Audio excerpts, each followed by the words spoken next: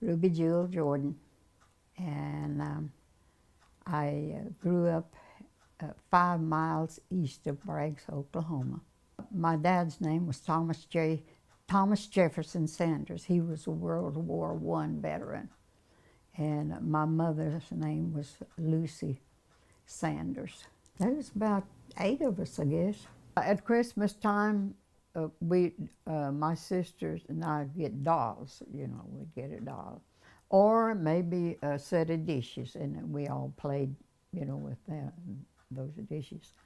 And ball and jacks, we had that to play. You could fix up your own toys if you wanted to. My brothers fixed up a kind of a handle with tobacco. Prince Albert was about tobacco. You take a board, it's about that long, and a tobacco can, Prince Albert tobacco can, and cut it in two and make a deal where you could roll a hoop, with it. One of them round things.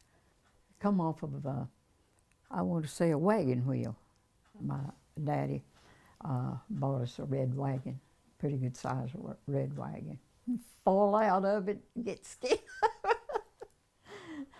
We had playhouses and all of that. Each one each one of us had a playhouse like it was our own home, stuff like that. Well, we just had fun, that was it. We just played and had fun. We went to Mount Zion. It was about 3 miles. We walked 3 miles to school at that time, and 2 more miles you'd have been in Braggs, see. We had to cross the creek too.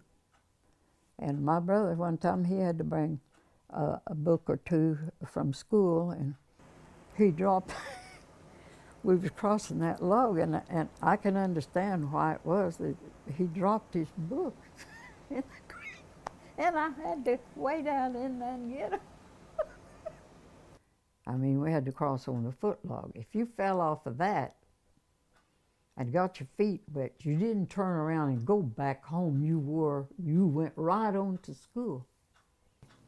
She'd come to school, and they didn't even have no food to fix anything with, and she'd come to school without any breakfast. And so, of course, my mother made, big old biscuits and put stuff in between it, jelly, butter and jelly or something like that, or bacon and ham, and she'd fix that. And I was always tender-hearted to somebody that didn't have nothing, It just, I wouldn't make fun of them or nothing. I just thought it was sad to not have anything. So I'd go get one of my biscuit and bacon sandwich, and I'd give it to her so she'd have something to eat and wouldn't be hungry.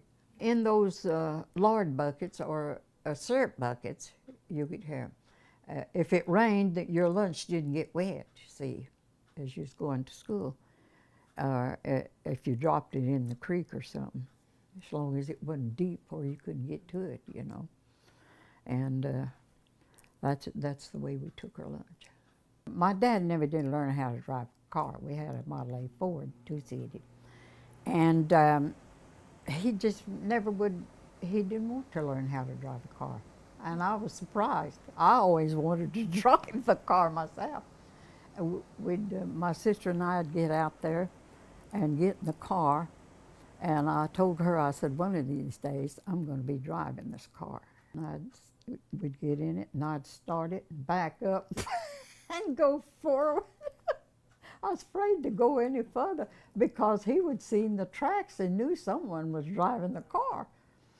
So I'd go forward and then back up. And then whenever we got through doing that, we'd, these old broom weeds, you could bunch them together and make a broom, fix a broom out of it and put a handle in it or something, tie it up tight. And we'd sweep all of the tracks out. And he never did, until this day, he never did know we was You know, kids, curiosity gets a hold of you sometimes.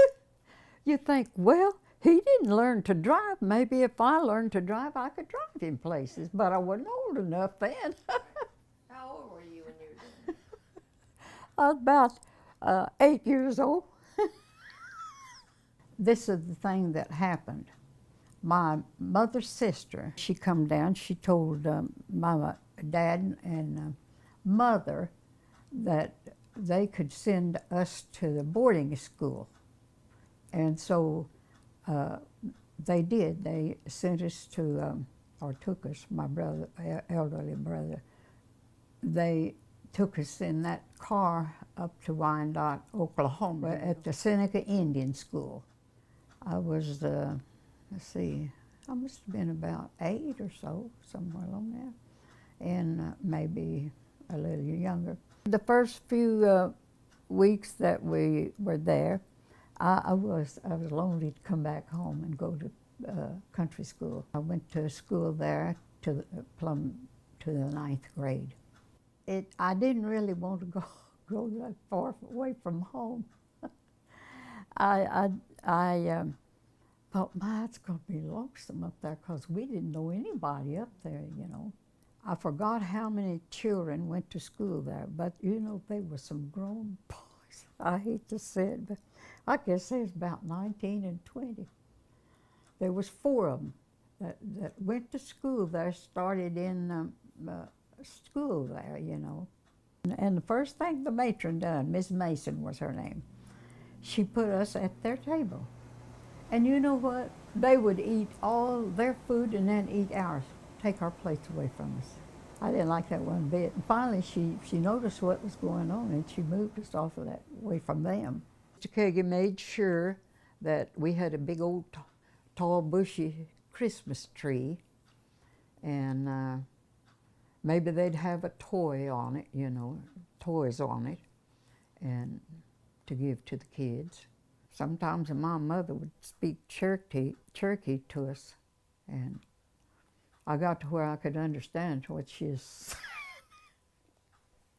But you know, when we went away to school, they didn't want you talking Cherokee. Grow up right, live right, do right. And it'll always go with you wherever you go.